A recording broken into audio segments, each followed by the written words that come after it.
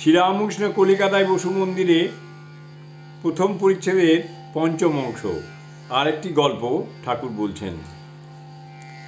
আর একজন শিষ্য গুরুকে বলেছিল, আমার স্ত্রী বড় যত্ন করে, ওর জন্য গুরুদেব যেতে পারছি না, ওর জন্যই গুরুদেব যেতে পারছি না। শিষ্যটি হঠযোগ করত। গুরু তাকেও একটি ফন্দি শিখিয়ে দিলেন। একদিন তার বাড়িতে খুব কান্নাকাটি পড়েছে।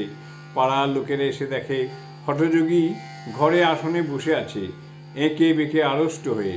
সবাই বুঝতে পারলে তার প্রাণবায়ু বেরিয়ে গেছে। স্ত্রী আছড়ে কাঁদছে, ওগো আমাদের কি হলো গো, ওগো তুমি আমাদের কি করে গেলে গো, ওগো দিদি গো, এমন হবে তা জানতাম না গো। এদিকে আত্মীয় বন্ধুরা খাট এনেছে, ওকে ঘর থেকে বার করছে। এখন একটি গোল হলো। একে একে আড়ষ্ট হয়ে থাকতে সে দ্বার দিয়ে বেরুচ্ছে না। তখন একজন প্রতিবেশী দৌড়ে একটা কাটারি লয়ে দ্বারের চৌকট কাটতে লাগলো। স্ত্রী অস্থির হয়ে কাঁদছিল। সে দুমদুম শব্দ শুনে দৌড় এলো, এসে কাঁদতে কাঁদতে জিজ্ঞাসা করলে, ওগো কি হয়েছে গো? তারা বললে, ইনি বেরোচ্ছেন না, তাই চৌকাট কাটছি। তখন স্ত্রী বললে, ওগো অমন কর্ম করো না গো, আমি এখন রার বেওয়া হলুম, আমার আর দেখবার লোক কেউ নাই। কটি নাবালক ছেলেকে মানুষ করতে হবে, এ দোয়ার গেলে আর তো হবে না।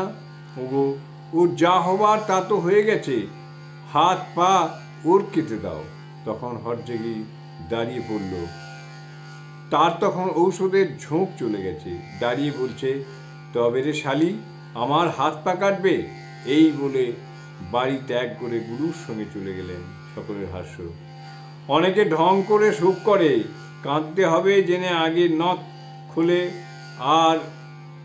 আর গহনা সব খোলে, খুলে বাস্কর ভিতর চাবি দিয়ে রেখে দেয়।